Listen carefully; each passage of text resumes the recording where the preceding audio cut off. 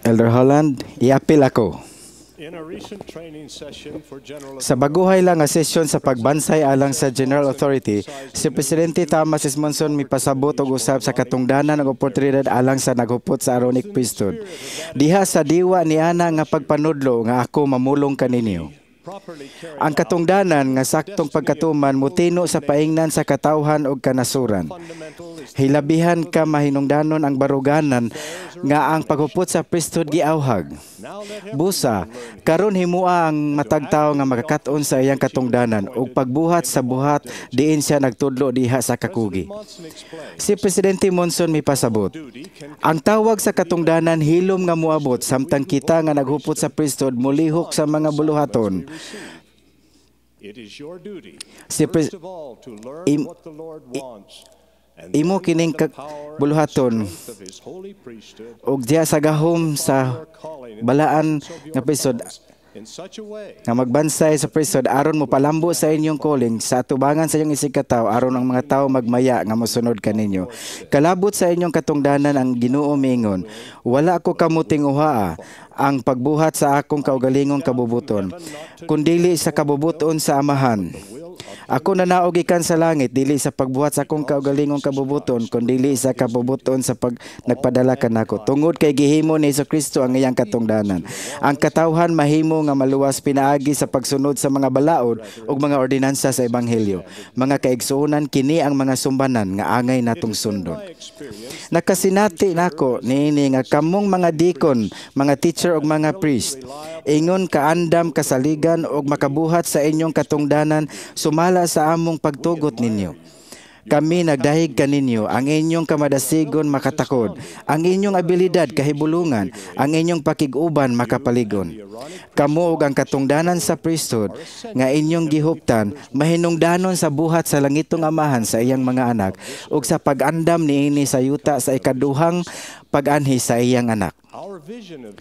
Ang among paglantaw ninyo o katungdanan lapas pa sa inyong edad ug nakita ang paghupot sa balaang priesthood nga makapanalangin. Si Pablo namulong kalabot kaninyo nga nagingon, ayaw itugot ang adunay magamatay kaninyo sa imong kabatunan. Hinunua alang sa pagtuo, pagkinabuhi ingon nga panig-ingnan sa sinultihan sa paggawi sa gugma sa pagtuo sa kaputli.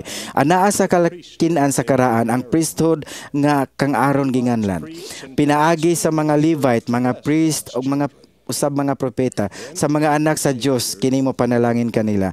Dayon miabot ang manluluwas sa kalibutan ug gipangita ang ginganlaghuan aron sa sama nga gahom pagabunyagan ug gisugdan ang buhat sa kaluwasan.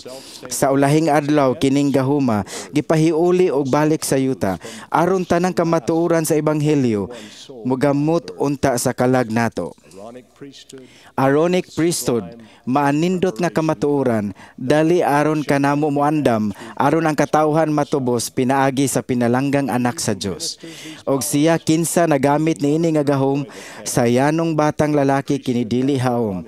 Sa priesthood nga kupo nga gisulob niya, kita moingon, ikaw hingkod nga lalaki na.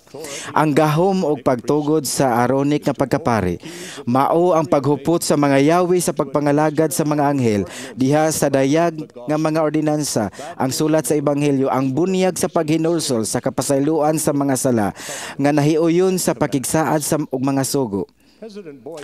Si Presidente Boyd K. Packer nakaobserbar, nakahimo kita nga maayo sa pag-apod-apod sa autoridad sa priesthood. Kita adunay autoridad sa priesthood nga naestablisar sa bisan asa, apan ang pag-apod-apod sa autoridad sa priesthood miuswag nga sa akong hunahuna nag-una pa sa pag-apod-apod sa gahom sa priesthood alang sa mahangturong kaayuhan sa mga anak sa Dios. Kining kinahanglan makurihian. Ang atong propeta misulti kanato unsaon nga mahimo kini. Mikutlo sa mga pulong ni Presidente George Cannon. Gusto na akong makita ang gahom sa priesthood nga naligon. Gusto na akong makitaan kining kaligon o gahom nga mokatap sa tanang paghupot sa priesthood.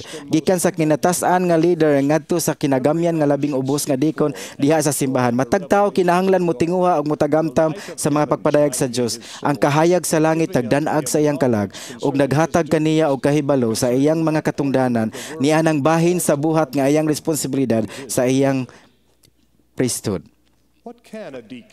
Unsay buhaton sa deacon, teacher or priest aron madawat ang espiritu sa pagpadayag o pagpalambo sa iyang calling. Siya magpuyo sa paagi sa iyang matagamtam ang giya og makapabalaan nga impluwensya sa Espiritu Santo. Ang kaimportante niini makita sa mga pulong gikan ni Alma. Og karon ako moingon nganha kaninyo nga kining mao nga kapunungan diin ako gitawag. Sa pagsangyaw ngadto sa umaabot nga mga kaliwatan nga sila kinahanglan gayud maghinulsol og magpakatawo pag-usab. Kung ang tao magpakatawo pag-usab, ang iyang kasing-kasing mausab. Wala siya'y tinguha sa mga butang nga dautan or mahugaw. Bation niya ang lawom og makanunayong gugma alang sa Dios. Siya gusto nga mahimong buutan, muserbisyo sa uban ug mutuman sa mga sugo. Si Presidente Joseph F. Smith mihulugay sa kasinatian niini nga kausaban. Ang pagbati nga miabot kanako maong kanang tinuod nga kalinaw, gugma ug kahayag. Gibati nako sa akong kalag nga kun ako nakasala, ako napasaylo na. Nga ako sa tinuod na limpyuhan gikan sa sala. Ang akong kasing-kasing natandog ug gibati nako nga dili pasakitan ang kinagamyang mananap ilawom sa akong mga tiil. Gibati nako nga daw gusto nga mubuhat og maayo bisan asa sa tanang tao og butang. Gibati nako ang kabag-o sa kinabuhi sa tinguha sa pagbuhat ni anang unsay matarong. Walay usa ka tipik nga tinguha sa dautan nga nahabilin sa akong kalag. Gamay pa ko nga bata tinuod kini. Apan mao kini ang impluwensya nga miabot kanako ug ako nasayod nga gikan kini sa Dios ug kaniadto ug sa kanunay mahimong usa ka buhing saksi nga kanako sa pagdawat sa Ginoo. Busa gitawag namo kamong talagsaong mga batan-on nga mga kaigsuonan sa makugihong magpaningkamot nga magpakatawo pag-usab. Pag-ampo alang niining dakong kausaban sa inyong kinabuhi, tun-i ang mga kasulatan tinguha alabaw pa sa bisan unsang butang nga magkaila sa Dios ug pagkahimong sama sa iyang balaang anak. Paglingaw-lingaw sa inyong kabatan-on apan ihiklin ang mga paaging binata, isalikway ang mga malaway ug mga binuang panagsinultianay. Palayo sa tanang dautan, likayi ang panagbingkil, paghinulsol kung gikinahanglan.